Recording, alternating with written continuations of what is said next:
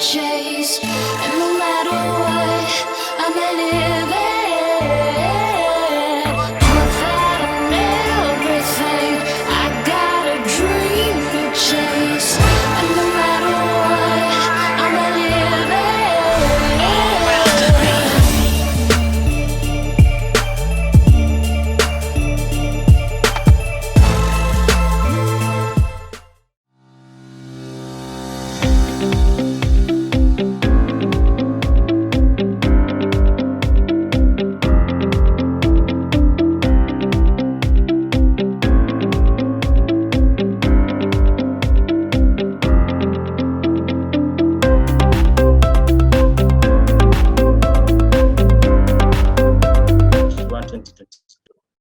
I'm your host for the evening. My name is President Wilson Kamau. I'm glad you could all join us today evening. We're going to have an amazing talk today, and I hope will bring you a lot of value in whatever area of life that you are in. Before we begin, allow me to invite Rotarian Peter Kanake, our past president, to lead us in the Rotary Grace. Thank you, President Wilson. I'll lead you in the Rotary Grace. O Lord, giver of all good, we thank thee for our daily food. May Rotary friends and Rotary ways bless us in all our days. Thank you. Thank you, Pipi Kanake, for that. I'd like to propose a toast. If you have a glass, charge it. If you don't, hand over heart. A toast to the President of the Republic of Kenya. To the President. Thank you so much. Now I would like to invite our past president, also Henry Nirango, to lead us in the four-way test. President Henry, karibu. Let's say together the four-way test of the things we think, say, or do. Is it the truth? Is it fair to all concerned? Will it build goodwill and better friendships? And will it be beneficial to all concerned? Thank you. Thank you, Past President Henry, for that. Allow me to, during this session to call out on some of our visitors for today. So just if I call your name, please feel free to unmute yourself and say your name, say how you got to learn about the meeting, in terms of who invited you, and tell us what you do. So I would like to start off this with Al-Bashir Ahmed.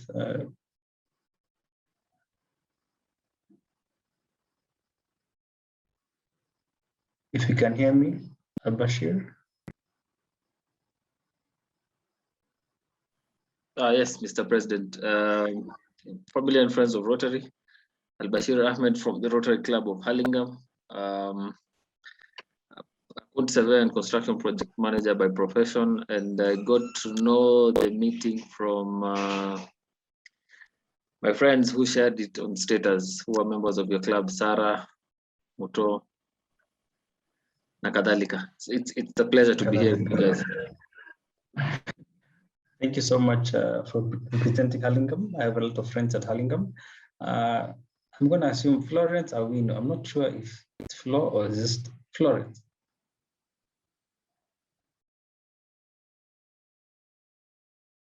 If you can hear me. Okay, I'll move on to Janet Gashoya. Thank you, Mr. President. Good evening, family and friends of Rotary. My name is Janet Gashoya. I am visiting from the Rotary Club of Nairobi, Langata. I got to know about this meeting from a flyer that Muto posted on a district WhatsApp group.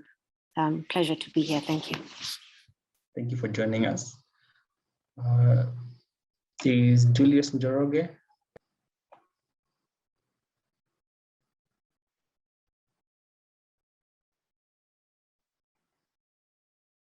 If you can hear me, Julius.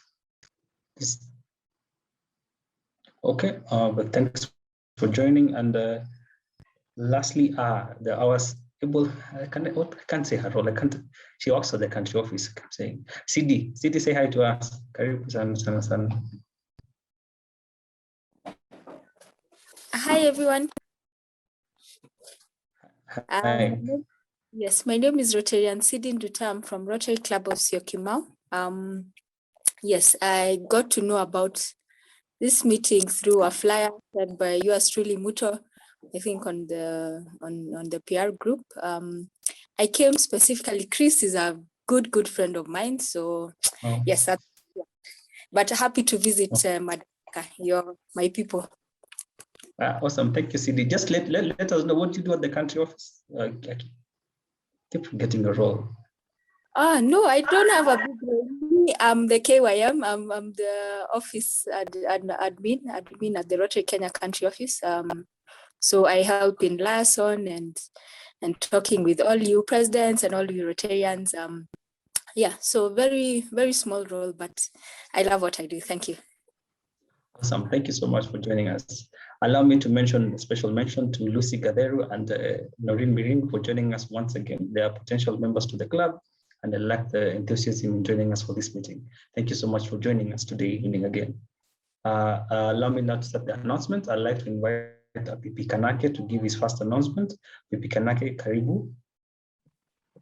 Thank you, President Wilson. My announcement is on, am I giving the two or just the one? Just the one, it's fine. Okay, all right. Yeah, so I'll be talking about Sunshine Rally. For those who are not familiar, Sunshine Rally is an event sponsored by Rotary that targets children living with disabilities. In previous years, we used to have a big event, I think every February at the Jamhuri Park, where we'd bring the kids and let them, just give them an opportunity to have fun and fellowship, despite the challenges that they're living with. Now with the pandemic, things have changed. And so Sunshine Rally will not be delivered as before, where we cannot congregate as a big group, but this is now decentralized. So currently there's an exercise around appointing regional leaders in our district. So that is Ethiopia, South Sudan, and in Kenya, we have Western Region, Coast, Mount Kenya, and Rift Valley. That is an exercise that is currently ongoing. Already there is a country chair for Sunshine Rally, that is past President Vincent Mambo from RC Nairobi South. The second exercise that is currently happening within Sunshine Rally is a needs assessment survey, where various schools that have been targeted across, I think, the country have been allocated various Rotarians to identify the areas of need, such that the committee within Sunshine Rally and Rotarians at large can plug in based on the needs of those clubs, or sorry, of those schools, pardon me. The other thing that is happening as a build-up to the main Sunshine Rally is there's going to be a webinar that is planned for the 5th of November between 6 to 8:30 p.m. that ideally seeks to just create awareness around people living with disabilities, because that's a month in November. And we will have on the panel or presentations from Rotarians, a Rotarian from the US, a beneficiary of Sunshine Rally, somebody from government. They're hoping to get an international figure who is living with disability and who has overcome the challenges. And there's a technical or a medic who understands people living with disabilities and how to handle that aspect. Last but not least, I want to spend some time on this. There's already committees within Rotary Sunshine Rally that I would urge us to plug in. I do believe Rotary clubs are assigned various roles, but sometimes if there's an area that you feel or you believe you can serve better, you're more than happy to join. For those who would like, there's a WhatsApp group that gets quite busy, but I think that is the main source of information around Sunshine Rally. There are also plans to see if the committee can organize either hybrid or once in a while in-person meetings just to fellowship and continue the planning. So, Mr. President, I'll just quickly go through the various committees and I'll mention the chair. So this should take me a minute. So there's venue. So the venue committee is led by Bernadette Moithia of RC Embakasi. Transport and liaison, that is led by Tito Tadeo, I believe from Nairobi East, if I'm not wrong. Food is led by Oscar Salim of RC Ongata Rongai. PR and communication led by Rosie Wainaina of RC Ridgeways. Entertainment is led by John Chigiti. The gift subcommittee is led by Robert Wakaba of RC Langata. Fundraising is led by Furaha Wanjiko. Rotaractors and interactors, that's yet to get a team and volunteers. Finance is led by Millie Minor. Health is led by Elizabeth Wamwea. I'm happy to give you more detail or you can reach out to the president. We'll give you more detail about the Sunshine Rally. Thank you, Mr. President. Thank you, Past President Kanaki, for that very informative session. Allow me just to highlight the bikeathon. So the district, through the Rotary Club of Nairobi Lavington, are launching a district bikeathon that will be launched early in December. The goal of the bikeathon is to raise awareness for cancer, more specifically breast, cervical, and prostate cancer. So currently we're in the planning stages of the bikeathon. So if as a Rotarian, if you'd like to participate in this endeavor, feel free to reach out to me so that you can engage on this very worthy noble cause.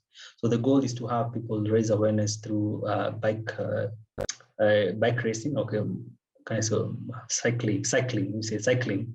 Yeah. So we have a launch event, I think, around in Karura in the early December, and the penultimate event in February. So more details will be shared as we go along.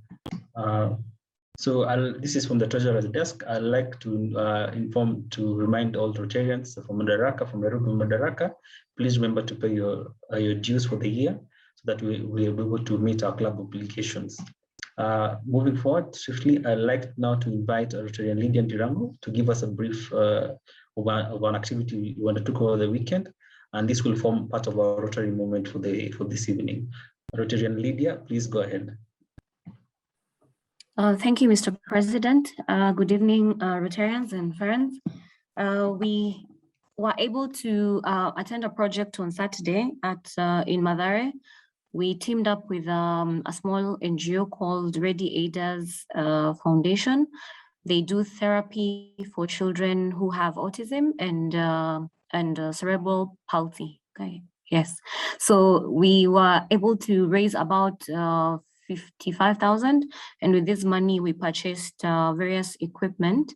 The main equipment we were able to get for them are some custom-made sitting and standing aids that help the kids during therapy. So one seat can serve two children at the same time. So we got them 3 seats, 3 of those sitting and standing aids, and they were very, very grateful about that. Then we also got them something called a hand split, which helps children like hold pens or writing, help them with writing. And then we had a thermal gun and a massager. Then from one of our other board members, we were able to get a donation of some writing. They help the kids with writing or other holding pens. So that was a donation in kind. We got that from Rotarian Joel. So it was such a success. They were very, very pleased to have us there, and the fact that they've been waiting for us to partner with them for some time now, and it finally came through. They were very grateful for that. So we are requesting for anyone else who has ideas about projects. We have been challenged by the DG to do more as Madaraka, and we are hoping to get into bigger and better projects. So please, we have a WhatsApp group for service projects. If you're interested, kindly forward your name, or you can put your name on the chat and then I'll add you to the group. Yeah, looking forward to seeing all of you in our next projects. Thank you.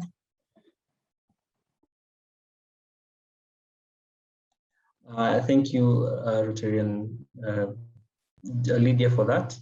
I will now like to invite Rotarian Joaquin Dong to introduce our guest speaker for today evening. Rotarian Joaquin Dong, please go ahead. Thank you, Mr. President. I have the pleasure this evening of introducing our guest speaker tonight. That's Chris Otundo. Chris is a seasoned digital talent professional with over 13 years of experience, having worked in multinationals and consultancy firms in Africa and in Europe, including General Electric, KPMG, Deloitte, and Airbus. He's also co-founder of Africa Retooled, a podcast that seeks to explore the future of work. Chris is also a certified executive coach practitioner. He holds a master's degree in international management from the University of Toulouse in France and a bachelor's degree in business information technology from Lim Kokwin University in Malaysia. He's passionate about people and seeing them explore their full potential. And this has seen him speak to thousands of professionals on the future of jobs and how to position themselves better. Please join me in welcoming Chris. Chris, karibu sana. Asante sana. It's a pleasure to be with you all today. Truly humbled that you've taken the time to sit with me this evening to talk about jobs. Obviously, jobs mean a lot to all of us. Jobs are our livelihood. Jobs, to a great extent, unfortunately, define a lot of us.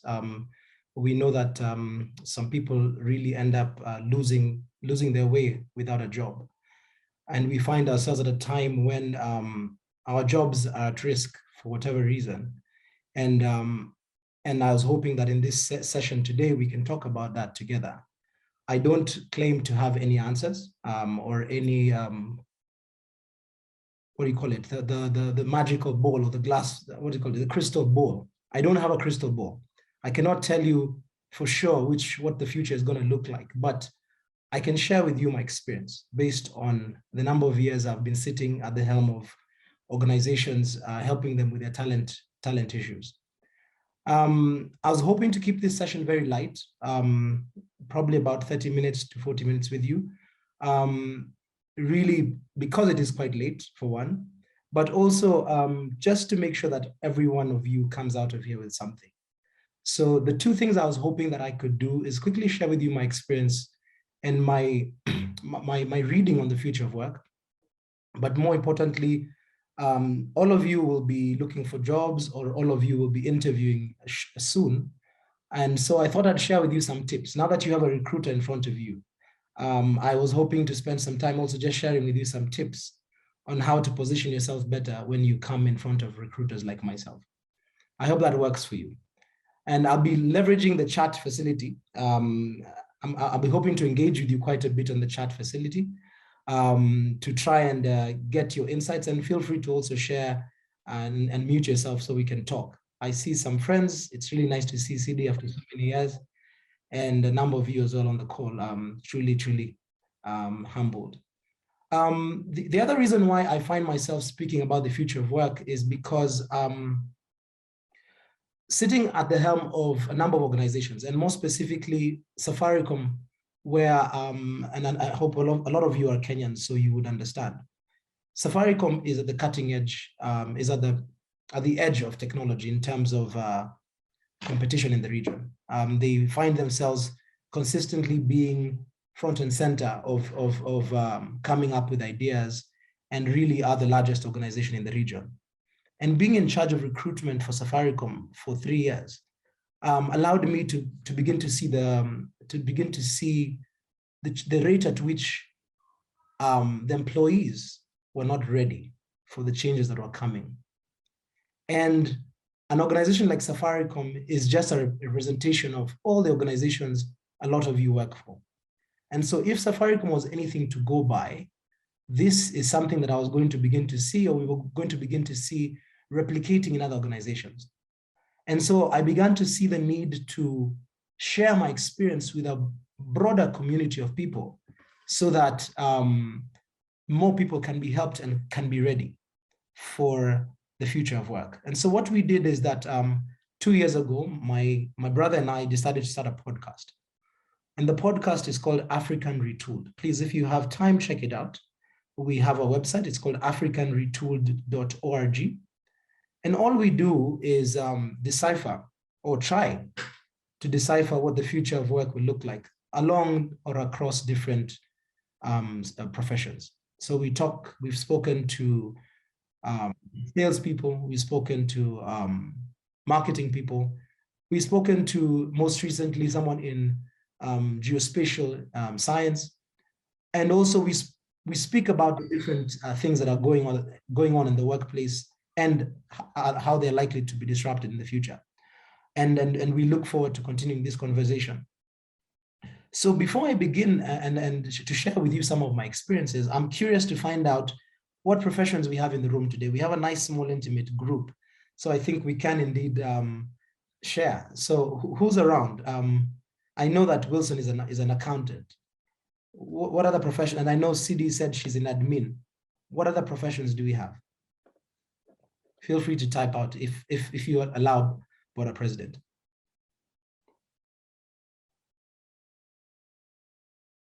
Someone in banking?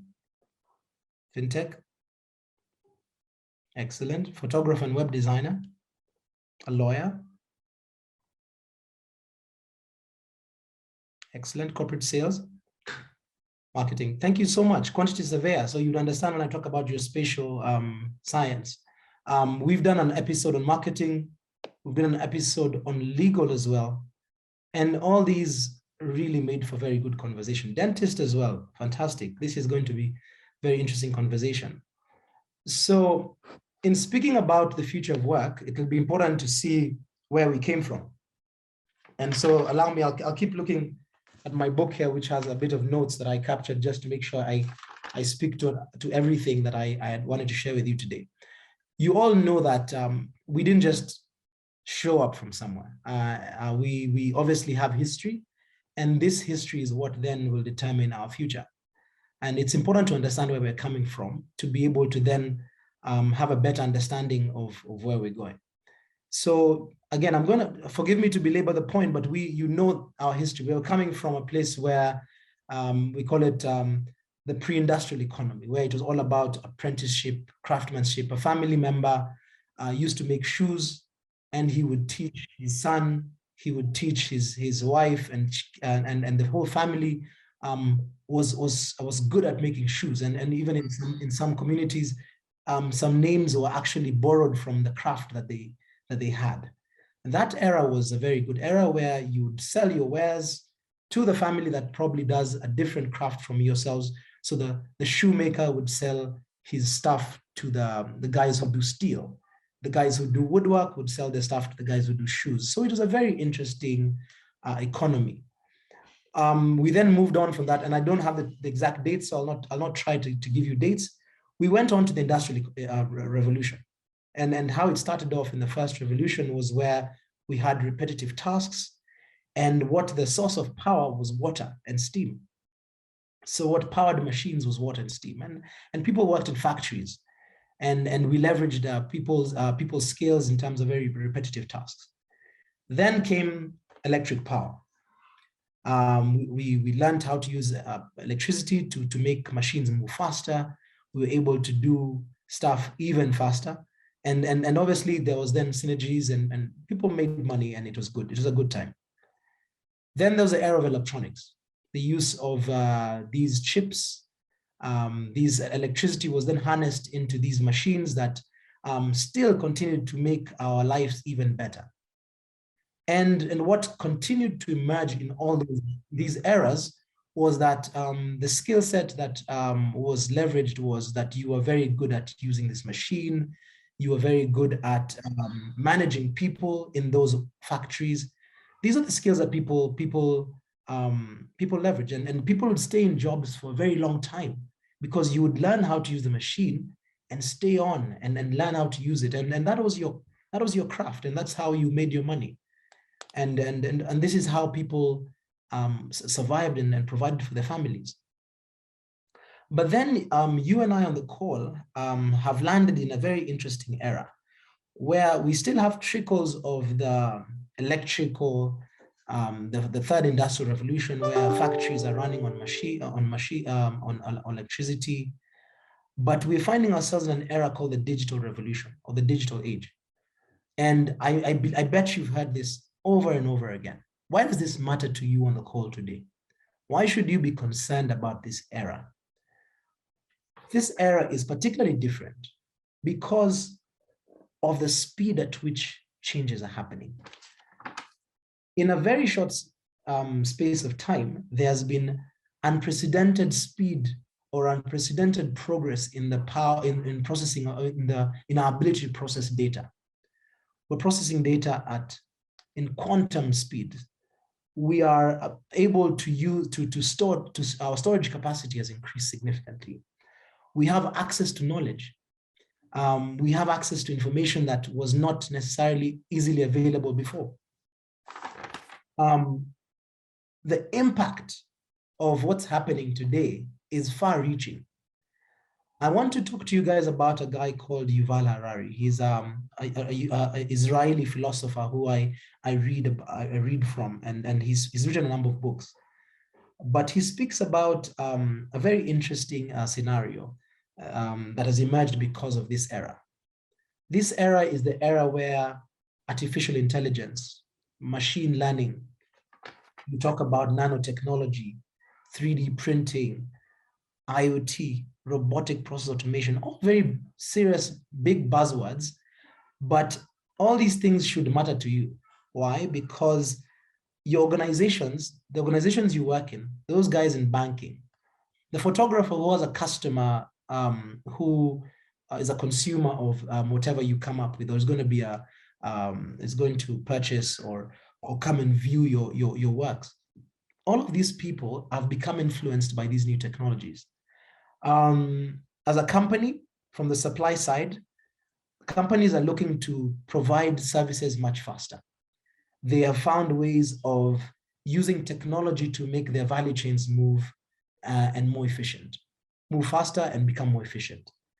From the demand side, you, the customers, the customer wants more transparency. The customer wants to be engaged. The customer wants, the customer is beginning to show different behavior patterns. The customer is younger, is more vibrant, and is definitely and constantly keeps shifting their demands. And today what they liked is not what they like tomorrow. Now, this is a challenge for you sitting in the workplace, that there's so much unprecedented change, and you're sitting there with your job and hoping that it's going to remain the same. Because look, I'm in a role that has been there for years. My father was a doctor. I'm a doctor too. I'm a photographer. Really, can photography change? How much of it will it change? The thing is, the common theme across all these professions that I have observed is that because of technology, because of the demand from the customer for better, for faster, for newer, for shiny, because of that, there'll be constant advancements in the workplace, in the way we do things. And so what will happen is that there will be a demand for people at the workplace who can actually deliver services in that new way. So for instance, if you're a banker and what you're used to doing is delivering loans to customers when they come to the office, fill a form, and go back and review it and tell them in 2 days your loan has been approved, the customer is saying, I want to make a decision now. Are you giving me the loan or not? You have my insight, you have insights on me, you know who I am, you know where I live. Why can't you tell me on the spot if I can get a loan? A cameraman, he used to take pictures of a particular pixelation, of a particular style. The consumer is saying, I want clearer and better. I want a picture that I can carry with me immediately. In fact, I want a picture that I can actually modify. I want a picture that I can change its hue and I can change the way it looks. And so came the emergence of some of these software that allows us to play around with our photos. Now, for the longest time, only, and Sidi would know this because she's been in the photo business for a very long time. For the longest time, we'd walk into a shop and talk to the guy behind the counter and go into the back there and they'd take a picture of us. And we would wait for a week to get the papers, the photo processed. Now, all of you on your phones have the capability to take very good pictures without actually visiting a photo studio. The question is, what happened to that photo studio person? Are they getting as much business as they used to? What happened to their industry? And that's just, and I mean, we can talk about everyone's career in this and on this call. The thing I come to do, the message I come to deliver for you today is that your job, it's not a question as to if it will be disrupted. The thing is to say when and what am I going to do about it? There's an interesting guy called Thomas Friedman, and he talks about the future of work, and he says, work is being disconnected from jobs. And let me explain that a little bit more. A job is just a collection of tasks. If you're an accountant, that's the job, right? And what are the tasks that an accountant does? An accountant will do reconciliation, accountant will do record keeping, an accountant will conduct interviews, etc., etc. And those are the things that we will then make up and call a job. Now, what he says is this: work is being disconnected from jobs. So to work, it doesn't mean that you're in a job. No. A job is being disconnected. A job and work are being disconnected from companies because companies are quickly becoming platforms. And you would know better than I what you've seen happen in the world today. The companies, a company like Twitter, you would find has only 300 employees global, yet they're making a lot of money. So it's not about having employees who come day to day to do jobs or to do work. That company is running primarily on algorithms. It's running in the back end with robots that are telling it, or talking about trends and pushing out content based on what you write and based on what it is that you like. So companies are not going to be reliant on work or jobs. Companies can exist without you. And you're beginning to see this playing out more and more in companies. Now, what does that then mean for you? All of you, because I believe we are from the same era, what we were all brought up to do was that there was a season where we were learning. And then after that, we then decided to work. In the future of work, you're going to be required to constantly be on learning mode. So if you're a banker today, and a banker is a very broad term, I'm not too sure what that means anymore, because in banking, you could be the guy doing Forex, you could be the guy who's doing cash management, you could be the guy doing credit. There are many roles within the banking space. You could be the guy you could be the salesman, a salesman within the bank, and that's also a banker. All of these roles, and I can go one by one if you like, are going to be disrupted. The jobs will be there, the accountant of the future will be there, but his tasks will change. And this is what they say, that if a role is repetitive, if any of your jobs, and I want you to reflect on this today, if your job is repetitive, if the work, the stuff that you work with, the data that you work with is easily identifiable, if the work you do is deterministic, basically it's rule-based, like do this, get this. Remove this, add this. It's deterministic. If it's easy to document, then that job is going to be disrupted because companies are going to leverage automation. Companies are going to work very hard to automate, automate, automate. Why? Because like I said earlier, from a supply side, they want to make things faster. They want, the shareholder is asking for more and more every year.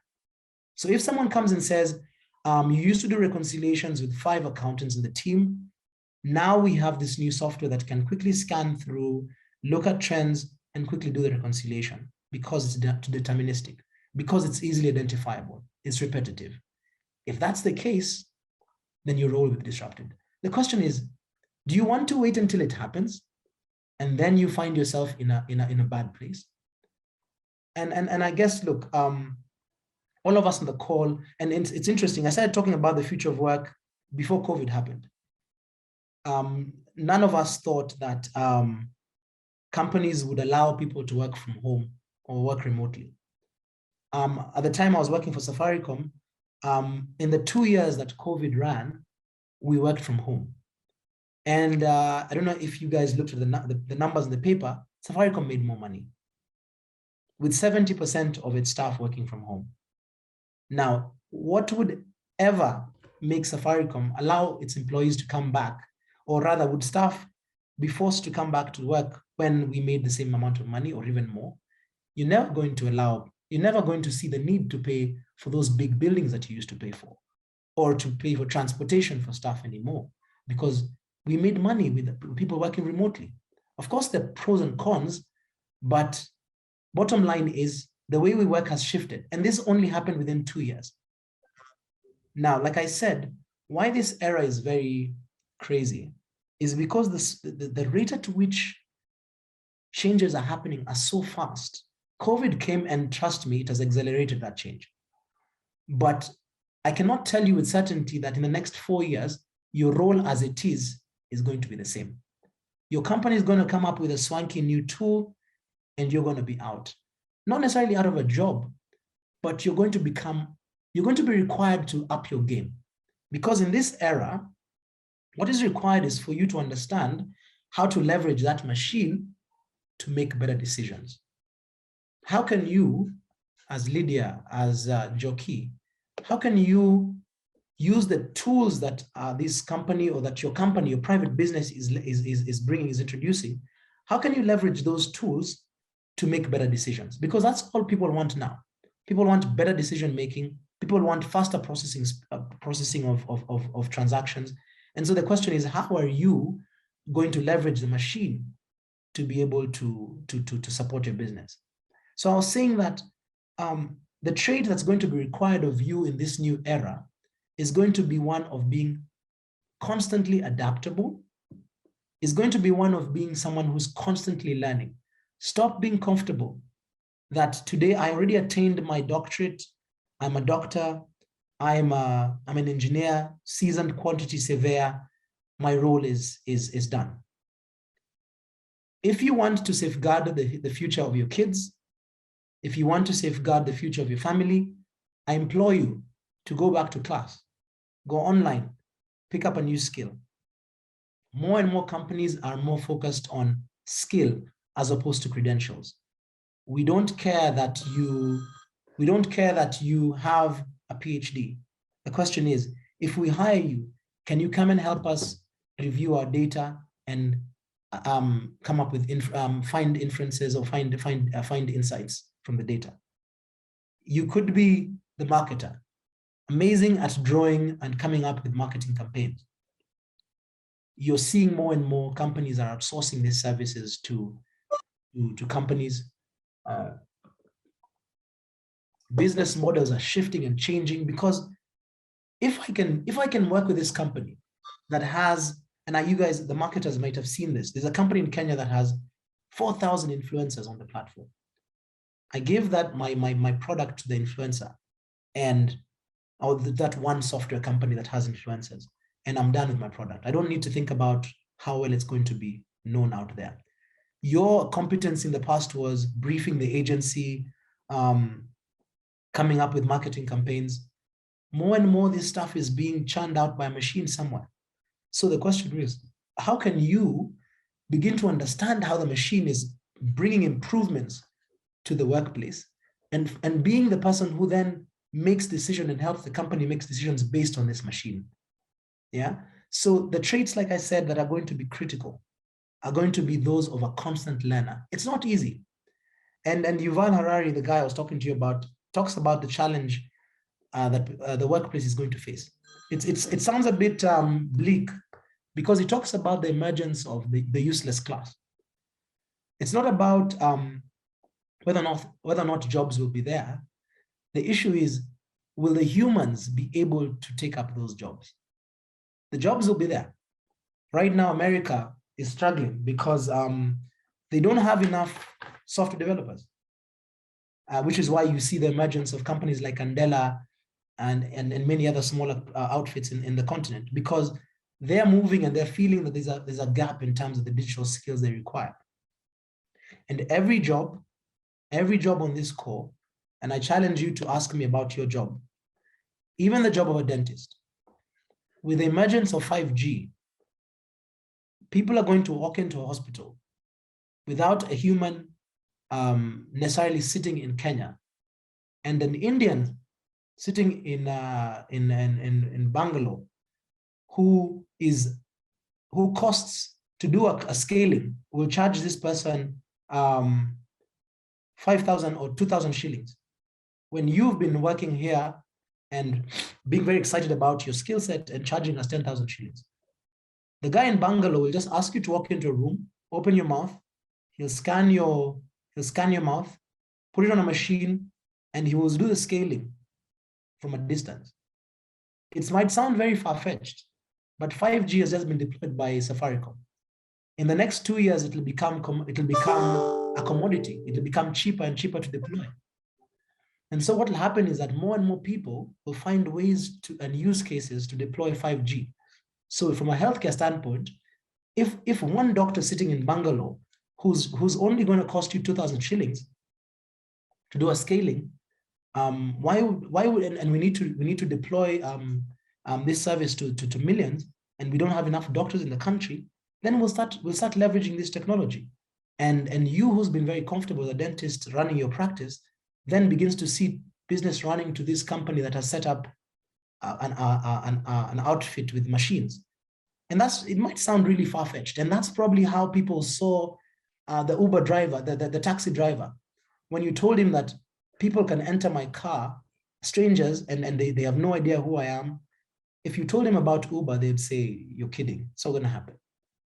If you told people about Airbnb, and there's so many different technologies you and I have experienced in this 10 years. Twitter we didn't grow up with Twitter. We didn't grow up with Facebook. We didn't grow up with WhatsApp, but these things are now part of our lives. So that is the rate at which change is coming. And I say this humbly, that I get challenged as well, because I'm like, how am I going to feed my family for the next 10 years if the space of talent acquisition is disrupted? Will I still be as marketable? Will I still be as hot cake in the market? Maybe not. And so what I've done as a talent acquisition professional is I've decided to pick up on talent analytics, so that a company that is churning all this data about their staff will probably hire me as a senior leader to say, look, Chris, help us set up this function that evaluates data and comes up with the insights. So that's my play, that I'm hoping that works for me. But then what is your personal story? What are you going to do? So the question to you, banker, to you, delivery advisor, quantity surveyor, to the lawyer. I was talking to lawyers on the podcast, and what they were telling me is that, so first of all, my experience with lawyers is that I walk into a lawyer's office, they tell me, okay, you want an affidavit? Come back tomorrow, I'll do it for you. Or you want this legal document done, this is how much it'll cost. More and more, the consumer, the customer, wants things done faster. They want to have, more and more we have templates online. So we might find a company that will set up an outfit and say, if you want an affidavit done, pay 500 shillings, just key in this key information and print out your affidavit. So we might not need to come into your offices anymore and engage with you. So the guy who has a machine and a system and has deployed a legal management system might end up winning the game. Law firms today, you've been doing research by reading books over and over again and coming up with precedents. But it's getting to a point where there's going to be cases that can be run and done by a machine. Because if it can read the precedents, or if a lawyer who's able to just key into a system and key in some variables and it churns out content, this guy will pick up on precedents that you had never thought about. He'll pick up cases from Mexico, Japan, and be able to bring out a case in a way that you'd never imagined it could be brought out. We were talking to a PR person on one of our initial podcasts, and PR is about writing pieces and trying to sway the mindset of the populace. Articles are now being written by robots. And why would a PR agency hire 20 writers if this can actually be captured by a robot? Even if it's not 100%, if all I need to bring on board is a copywriter who will just review the transcript, then I don't need 20 people. So not to bring doom and gloom, but bottom line is, the challenge to you is, how do you disrupt yourself today? It's not easy, but my challenge to you is, take the time to look at your role, see what the market is looking for. How do you pivot? People who are able to pivot are also going to be very marketable. There are people who are in sales today. If you can switch and become whatever it is, you're in sales for the longest time, but now people are talking about content marketing. People are talking about content creation. People are talking about digital marketing. Is there a possibility that you want to pivot? You used to sell your wares walking into offices. Now people are creating websites that are just churning out content. Could you learn how search engine optimization works and become a salesman with a difference? It's a challenge to you, and it's not easy. We're going to require a lot of help from psychologists to go through this time of so much change, so much transformation. And it's going to require that you are constantly keeping up with the latest things. Even you in admin, there's now virtual administrative assistants. Someone will sit in India, a robot will sit in India. It will not make mistakes. It will not sleep. You write to it at whatever time, it will tell you what meetings that you need to attend. You guys have heard about them. Alexa are all coming up with faster and better ways to do administrative duties. The thing is this, roles that will require something they call third order decision-making. So something that is a little bit more nuanced, sophisticated kind of complex decision-making, those, of course, those jobs will remain.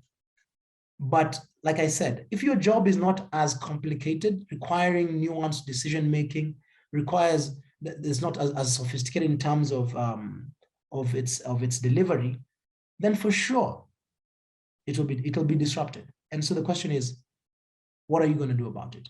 I want to pause here for a second and take one or two questions before I jump real quick into interviewing tips. I'll take about 5 to 7 minutes on that, and then we'll close.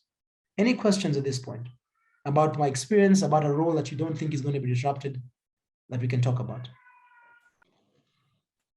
Thank you so much, Chris, for that session. Very, very, very informative session. If you have a question, please raise your hand or put it on the chat so that he can talk about it. There's a comment or question from Jennifer on the chat asking, talk about the future of the food industry. I love that question because I'm equipped to answer it, Jennifer. Thank you for asking a question I can answer. So I did an episode on the future of, it's actually up on the wall, the future of the hospitality industry. The episode is called Survival Menu.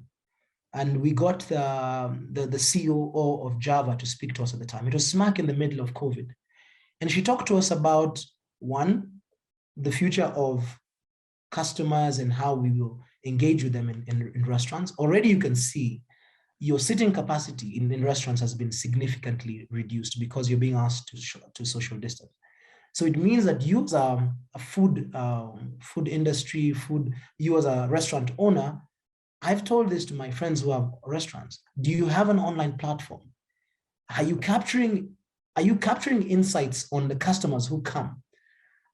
So that you're able to then know in advance that this customer always likes to take a burger with this kind of thing. And therefore I can proactively, you guys have seen it with Uber Eats, they tell you around lunchtime, this is something that you'd like to eat, why don't you order it? So you in your rudimentary smaller restaurant, you could also do that. You could also implement, and these technologies are really simple to implement. Capture data. Right now, data is the new gold, is the new oil. If you run a restaurant and you don't have data on your customers, what do they like? When do they come? How much do they spend? Then you are not in business, because in the next few years, say for instance, COVID hits again. And I can tell you, in the future of work, viruses, diseases, pandemics are going to be part of our lives. This is not the last pandemic. And it's, again, I hate to be the person who delivers this kind of news, but it's the truth. We're going to continue to deal with a lot of different challenges. And if it's not disease, it's going to be global warming. Global warming will see changes in our climate, and this will have disruptive effects on our movement, on different things. The certain countries in the next 20 years which will be under the water, and our children will never know about that those countries existed. These are real things. So if you're going to have people operating from the house and you have a food and you have a restaurant, what are you going to do? More and more customers would like to be able to social distance. And so what does that mean for the setup, for the setup of your restaurant? Do they want to sit there as long as they've been sitting all this time? And so these are some of the questions we were asking. We talked about food dispensers and all these things, and whether or not they're practical for our country, our continent in Africa. But I challenge you to listen to that episode, because there were very good nuggets for you to pick up on. I think that'll be a very good episode for you to listen to. Let me try and tackle auditing and skincare. Wow. So for auditing, again, you guys know more than I do. Auditing is a very, very mundane process. You come in there, you look at the books, you capture what came in, what came out. What's happening is that, like I said, the challenge is for you to talk about it. Is the role repetitive? I think it is. Are these things observable? I think so. So what I'm beginning to see in the auditing world is the emergence of robotic process automation. People are using robots to quickly scan through, and look, they don't make the mistakes they'll make. They're not easily, what's the word? The robotic process automation, the machine cannot be corrupted. It does not sleep. It'll move with speed. So because of that, the company is going to more and more push towards that. So I know the KPMGs, the Deloittes, the PwCs are beginning to push robotic process automation as a service in terms of auditing. So if you don't know anything about RPA and don't understand how to use it, then the question for you is, do you want to be in business in the next 3 or 4 years? Find out what else people are doing. And that's really, from a rudimentary standpoint, my understanding of auditing. I know that the other thing about auditing is that if you are able to tell your clients in advance that based on the data we've assessed for the past 1 year, this is what you need to do differently. If you're an auditor who can provide insights that are proactive, and I provide it as a solution to my client, as opposed to this reactive auditing, we're coming to do NDR auditing. If I provide a service which is proactive, who would you give business to? And so you as an auditor, if you don't understand the logic behind that kind of solutions, then you'll be out of business. Skincare products. I imagine anyone who understands skincare products, this is an FMCG product. So for starters, how is FMCG disrupting? We're moving obviously digital. The emergence of omni-channels. A person who wants to use to find out about a product on radio is one audience. There's a person who prefers to hear about it on radio. There's someone who prefers to hear about it on Twitter. So people in FMCG are beginning to have to think differently. They're thinking about, how do I reach my customer in a different way? You've seen the emergence of influencers, these YouTube millionaires. Someone selling an FMCG product never imagined that they would get millions of viewership from an individual as opposed to pushing it on radio or on TV. So that's one piece of it, the sales of the skincare product. In terms of the actual skincare product itself, this is a very interesting conversation. The emergence of biotechnology, where the lines are blurring between technology and your biology, so that a company with data on your body and your the chemical formation can customize a product that is designed specifically for your body. And how are they doing that? Because they have the data. And so you'll go online. If you're in the skincare product business, you think you have one product for everyone. These are the companies that your competition is able to use artificial intelligence and insights from data to design a product designed just for you. And that is true about music, about art. A very interesting point that someone raised. We talk about beauty being in the eyes of the beholder. That's a facade. Talk to people who were victims of Cambridge Analytica. Did they actually make a choice about their president in America? Or were they engineered because of the algorithm? Was information thrown at them so much that they then made a decision that was skewed? And so the question around beauty being in the eyes of the beholder begins to come to question, because what beauty is might be challenged by the person who has data on you. If I have data on you, I can throw so much data on a particular to skew your thinking about a particular thing, and that is already happening. Go into Amazon, go into Google. You're constantly being thrown at stuff because of your patterns, and on that basis, then your behavior is modified.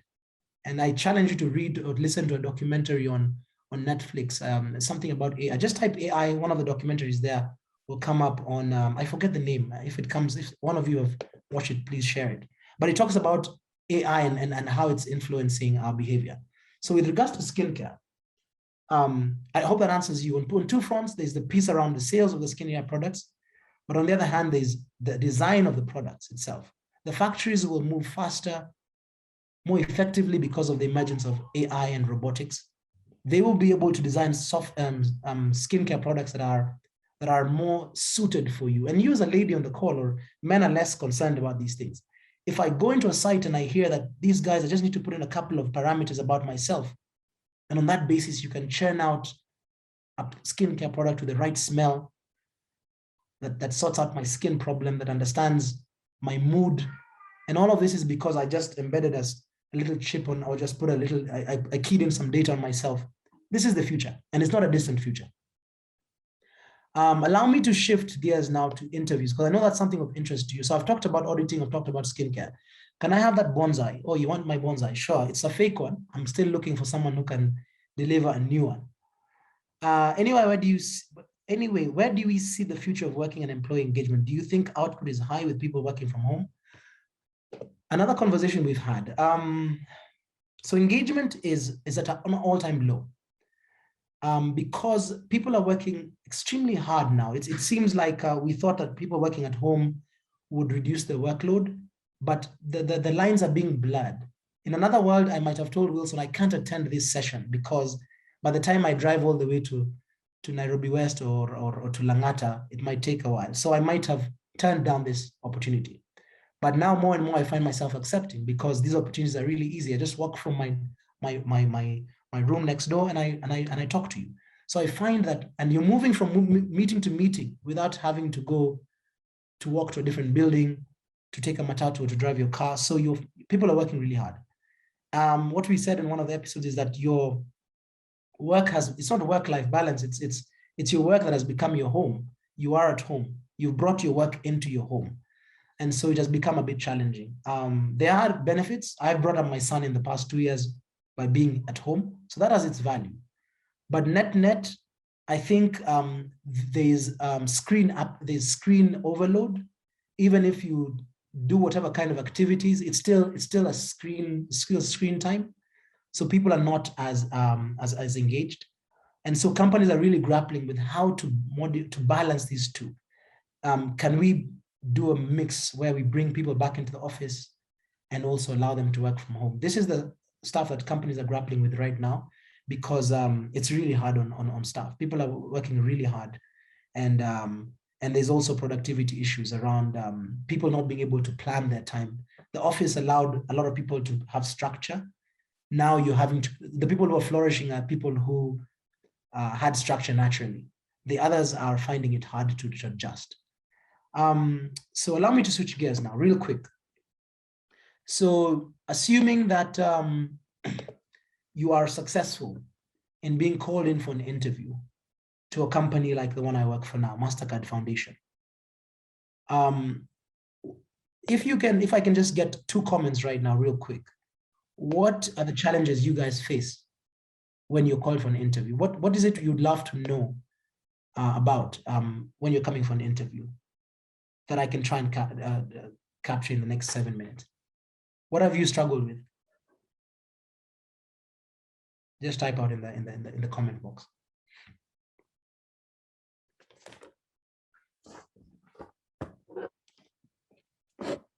Can you hear me?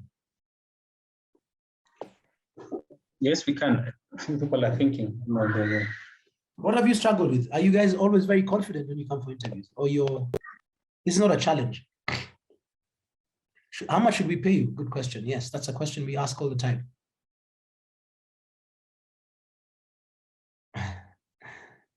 So that's a challenge for you who's working internally with candidates, or is it you worried about them not being sure about whether to hire you?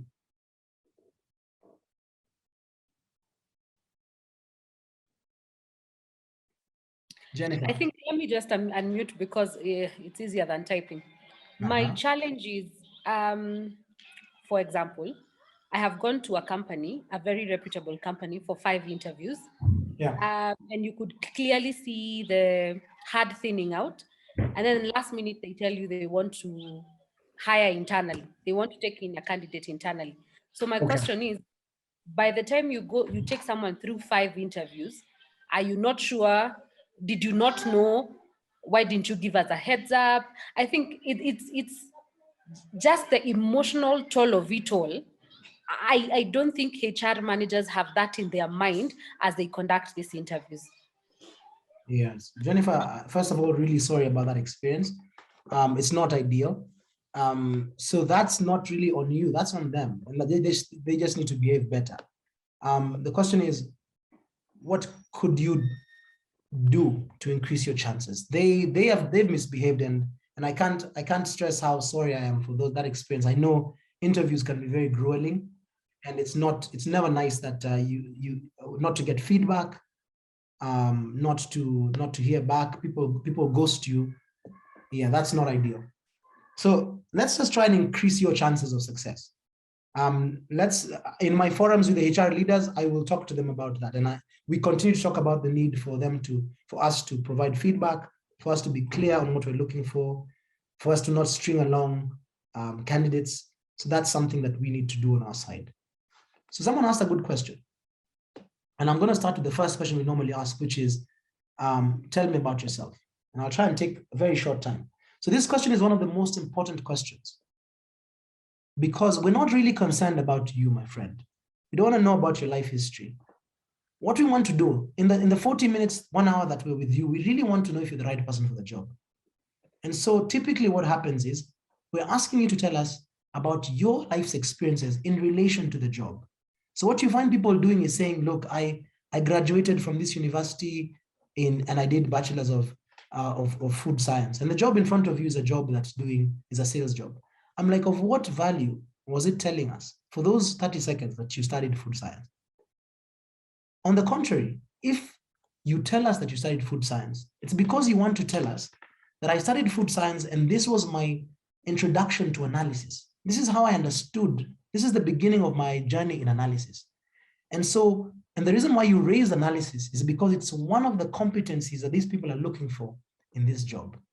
So let me take a step back.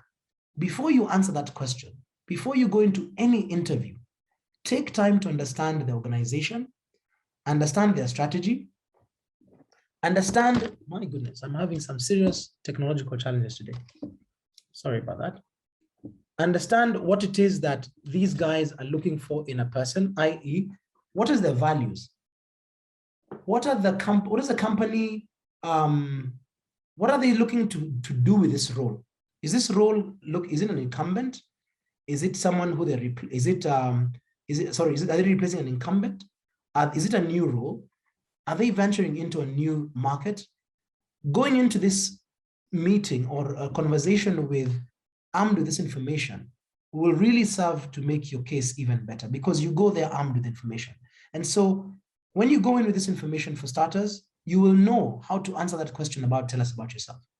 Because you know, when you look at the JD, the job description, you will map out, and I challenge you to do this, map out the 5 competencies these guys are looking for in this job. So if it's a job of an accountant and they're looking for a finance leader, Central and West Africa, or East Africa, Southern Africa, whatever. And this role is going to be handling strategic programs. So if you go into that meeting without understanding what strategic programs these guys are going to be running, you're shooting yourself in the foot. This finance role, what makes it special from the finance manager looking after operations? This role in this job that you're trying to get in photography with this agency or with this the company that you're looking to get a gig with, what is it that they're looking for that's unique? And why did the opening come up? With that information, when you begin to answer, tell me about yourself. Go to the beginning, but go to the beginning that is relevant. And so you start. I went to the University of Nairobi and I studied a bachelor's degree in logistics. This was a very good opportunity for me to learn about how businesses operate, how businesses transact with each other, and how goods move back and forth. I then transitioned from there and I went into my first job as a sales assistant in this company. And in this company, I did this role for 3 years, and I learned about bookkeeping, and I learned about engaging with teams that are cross-border or that are cross-cultural. All these things that I'm mentioning are things that are relevant to the job. I'm not just saying things that for the sake of saying them. Remember, you have 50 minutes, you have 1 hour on stage, make the maximum of it. And so everything you say about your history needs to tie into the job. And hopefully by the time you're done with the last job, i.e. that I was a finance leader at Philips as my last job, I did a role that's very similar to the one that is presented today, where I managed a team. I worked with very complex stakeholders cross-country. I was responsible for understanding and quantifying blah, blah, blah, coming up with strategy. And all these things I'm saying once again are very relevant to the job in front of me. In addition, I enjoy spending time with my family and playing the guitar. Why am I saying this last piece? Because I want to humanify myself. Why? Because I've looked at their values, and these are guys who really value humility. They value togetherness, whatever it is. You're trying to humanify yourself and say, look, this is something over and above my very hardcore skills. I'm a human. A thing I like to tell people when I talk to them about interviews is people like to buy from people who they like. When you're buying burgers at home, you always default to the lady who's very nice to you, as opposed to the lady who has very nice vegetables, but is always abusive and is not very nice. And so humanify yourself in the first question. And typically a lot of times from the first question, I can tell you whether or not this guy has the job. But a lot of us think this is a job that is, this is a question around, just my life history. We can see your CV. So don't sugarcoat, or just to use the word of Noreen's word here, don't take time to start telling us about your CV. We're not concerned about that because we've seen it. Take us through your history and put meat into it to help me understand why you're relevant for this role. And so practice on that question. There's a question around, and I'll go step by step. So the question we normally ask after this is question around the job.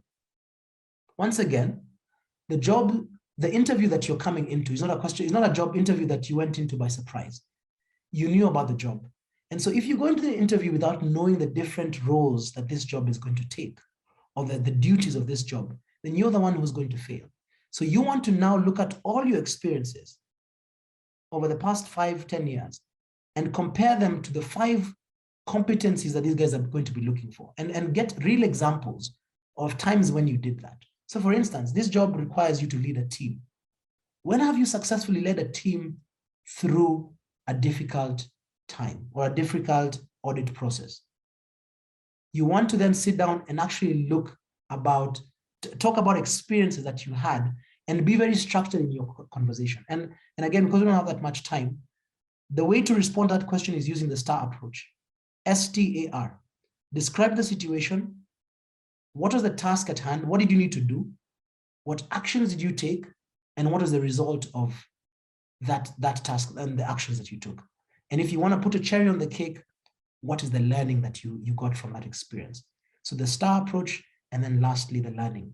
So I had this task. There's a very, very difficult customer who needed us to deliver this audit report. And we had only 2 weeks to do it. That's the situation.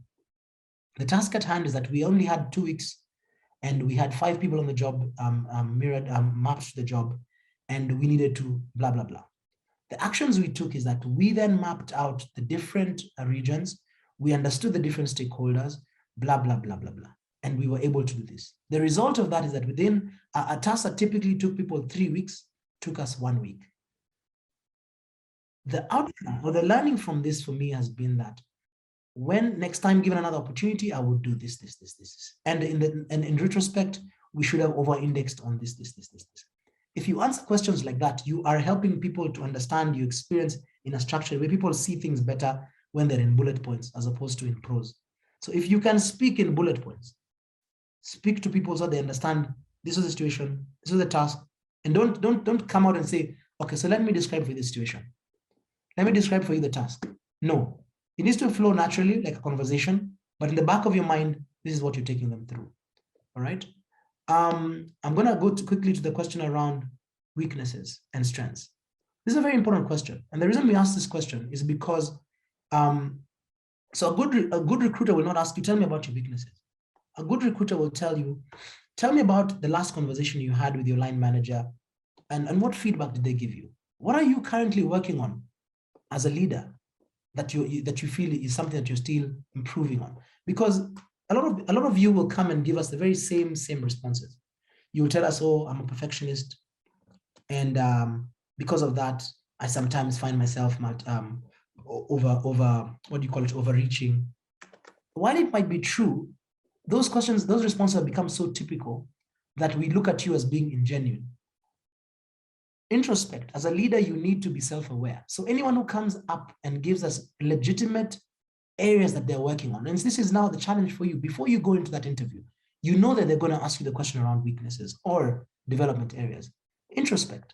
If you are indeed a good leader, you're aware of your weaknesses or you're aware of your gaps. If you don't know them, seek feedback. These are also the traits of a good leader. And I know the Rotary Club is a group of leaders, and I believe this is some of the things you espouse. So seek feedback. And that's how you empower yourself before you go into the interview. Question around pay slips. It's a very good question. We've struggled with this as recruiters, as HR professionals. Some companies will not ask this question, some will. What I do today is I'll ask you what you're currently on, not because I won't necessarily ask you for the pay slip, but I want to make it worth your while. I want to also know if there's a point of us progressing with the conversation, because if the job is paying 800,000 and you're currently on 1.5, then there's no point of stringing you along for 3 months and then to tell you, oh, I can't afford you, because companies have structures. Companies have salary structures. And so it's just valuable to know, to give a range, and it's a conversation. But there are companies that, again, because we are in a country that people are very untruthful and not honest, we typically ask just because, you know what, we need an audit trail to justify why we gave you this salary. But whether it's legal, it's still legal in our country. It's not an illegal thing to ask. Is it ethical? That's still, the jury is still out on that. And so because we are the ones looking for jobs, because the jobs are scarce, a lot of times we bend to the whims of the companies. But more and more progressive recruiters are not asking for the payslip. We'll pay you what we think you're worth. If you like the offer, you take it, because we do have our bands. The question, tell me about yourself. We talked about that. What made you leave your last job? Now, again, a very genuine question. Obviously, you don't want to slander yourself. You don't want to say something that's, so the one thing that we look out for is someone who will badmouth the previous employer. That's a red flag, because if you're gonna badmouth your previous employer, you will badmouth us when you're leaving us. And so remain authentic, but don't slander. Don't talk ill of your boss. You could talk about cultural misalignment. You could talk about challenges of family. People have different reasons for leaving different jobs, but be wary of slandering your previous job or previous employer. A lot of times we default to, I was looking for greener pastures. I was looking for growth opportunities. I was looking for a higher responsibility role. And so also practice this question, because you have a sense that they're likely to ask this question. More importantly, before any interview, prepare. That's the only thing I want to leave you with. A lot of people come into interviews thinking that I'm going to freestyle this thing. I'm going to do it and succeed. If you can prepare, understand the strategy, understand the role in depth, call someone who works in the organization, understand their values, understand their culture, understand what the role is about. Why are they recruiting it? Who's the line manager there? Who does that line manager report to? What's the history of that department? The thing is, while you're also looking for a job, you need to also be aware that you might join the company and not like it. So why not also find out if you'll be happy there? Find out about how they operate. Learn about how to dress before you go for the interview. Some companies are really relaxed. So you might come there in a suit, uptight, and on that basis alone, they will remove you from the process because they're like, he's not a cultural fit. He's uptight. And you eliminate yourself from such a very subtle thing that you could have found out about. So find out about the culture. How should I dress? Should I come casually dressed? Should I come smart official? Should I come button up, top to bottom? These are things. At KPMG, when I used to work there, graduate trainees would come dressed in a broken suit. And on that basis, we would eliminate them from the process. And so, and if all they needed to do was just ask the question. So I'm going to stop there now. We can talk until morning, but I know we're limited for time. Any other questions that I can try and answer? Thank you so much, Chris, for that session. I think because of time, we're very limited in time, and because of we've gone past our time. But again, thank you so much for that session. I think we're for all of us that I can speak for all of us, we are very, very enlightened. I'd like now to invite Rotary and Elsie Kariuki to do the vote of thanks. Elsie, please go ahead. Thank you, Mr. President. Apologies for the background noise. I'm outside. But just to say thank you so much to Chris, even for honoring our invitation. Thank you for sharing with us thoughts that, as much as they are scary, they are the reality that we live in terms of that we need to remember that we're dispensable at the place of work or in any environment that we call our profession. So it has been very thought-provoking to think about what we can do or where we are at, and just to think about the future in terms of our profession, for reminding us to be adaptable, and also for reminding us to constantly be learners in whatever field that we're in. So it has been very insightful to hear it from a professional. It has also been very helpful to learn how to prepare for interviews, which I think is a skill that all of us in any profession you need to have, given the changing reality, or rather the reality that we are currently living in, and the pandemic that has actually affected, I would say, the security of our jobs. So thank you so much, Chris. And we look forward to engaging with you in future, either in other forums or even through your podcast. So asante sana.